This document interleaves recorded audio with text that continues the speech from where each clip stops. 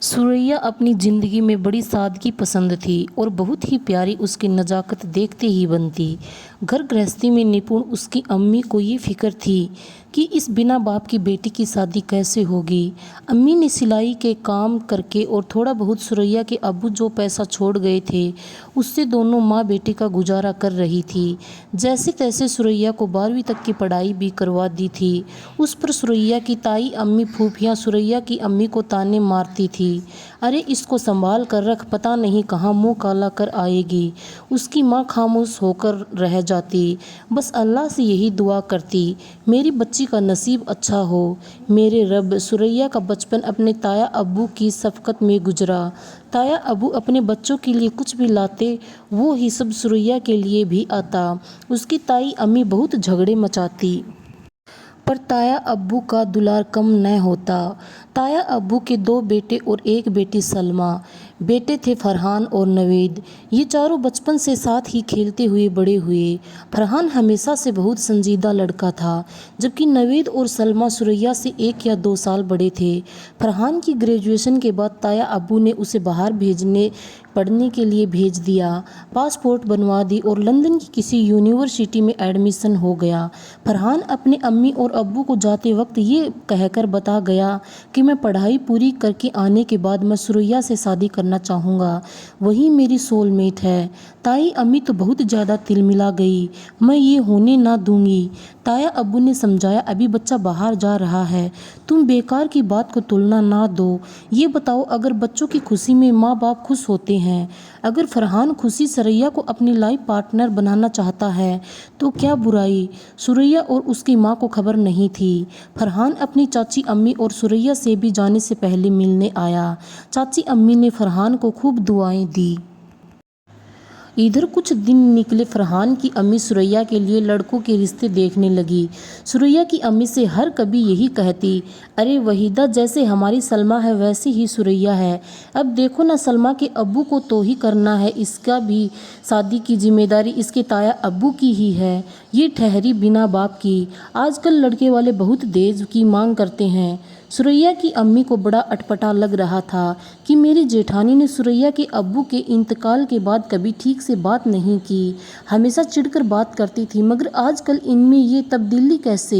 एक दिन फरहान की दोस्त की अम्मी रजिया, जो कि सुरैया के ही खानदान से थी, सुरैया की अम्मी से मिलने आई और उन्होंने बताया कि तुम्हें मालूम है, वहीदा फरहान जाने से पहले अपने अम्मी और अब्बू को कह गया, मैं पढ़ाई पूरी करके आ जाऊंगा तो सुरैया से ही शादी करूंगा। अब चौंकाने की बारी वहीदा की थी। सुरैया और वहीदा खामोश थी। उनकी उलझनों में और इजाफा करने के रास्ते खोल गया था फरहान।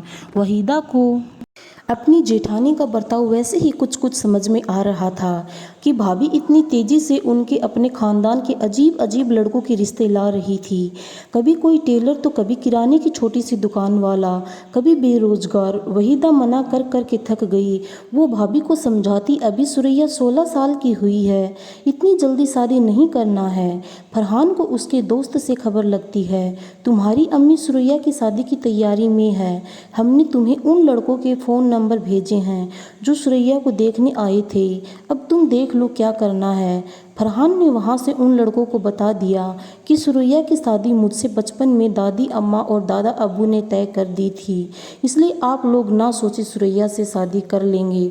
सुरैया और उसकी अम्मी बहुत डरी हुई थी, भाभी जाने क्या करेंगी, पर निगाह है बेटे की खातिर कर देती हैं, मगर उनके ताने तीसने चलते हैं।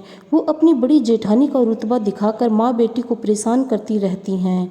ये दोनों खामोशी से सब्र करती हैं। अभी तो सुरैया की लाइफ में सुकून आने में वक्त था, लेकिन मुश्किलें कम न होने की कसम खा रखी थी। सुरैया मार्केट जाती है, अम्मी की सिलाई करने वाले कपड़े जिस टेलर से लाती थी उसे लौटाने जा रही थी।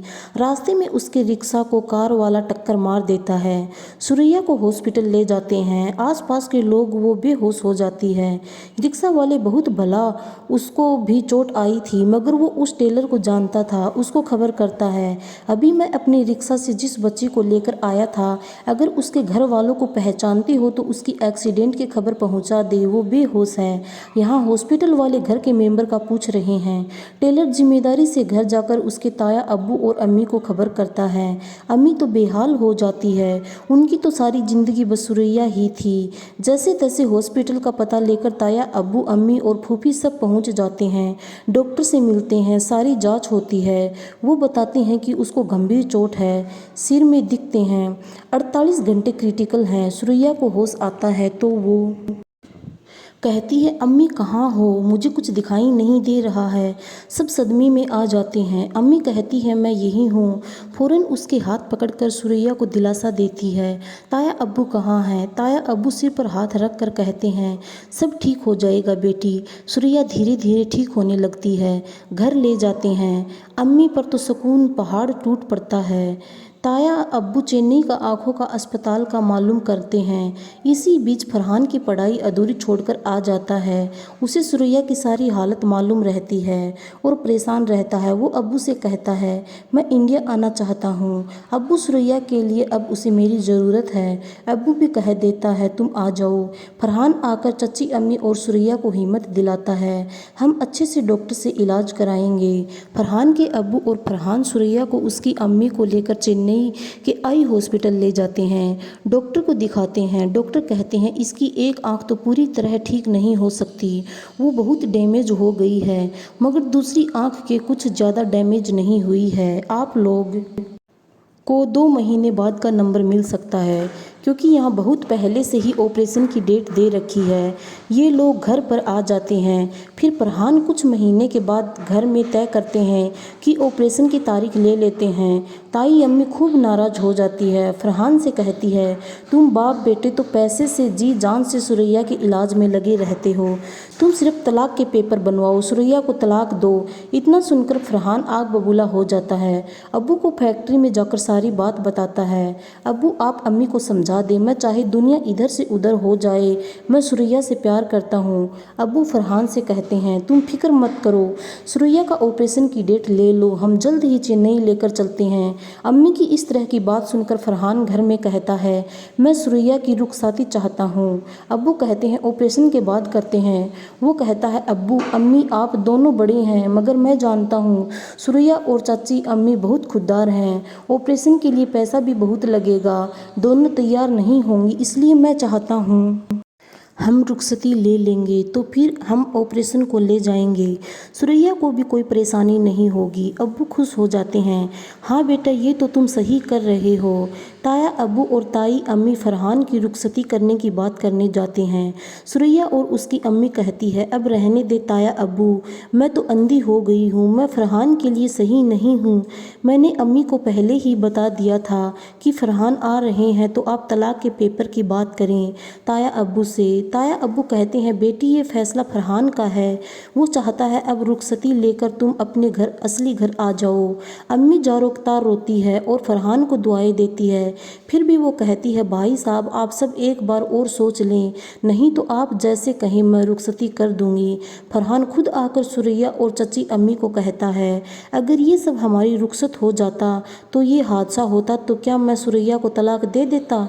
नहीं चची अम्मी, प्यार इतना कमज़ोर नहीं होता है, मैं सुरैया से सच्चा प्यार करता हूँ, मैं इसे कभी नहीं छोड़ सकता।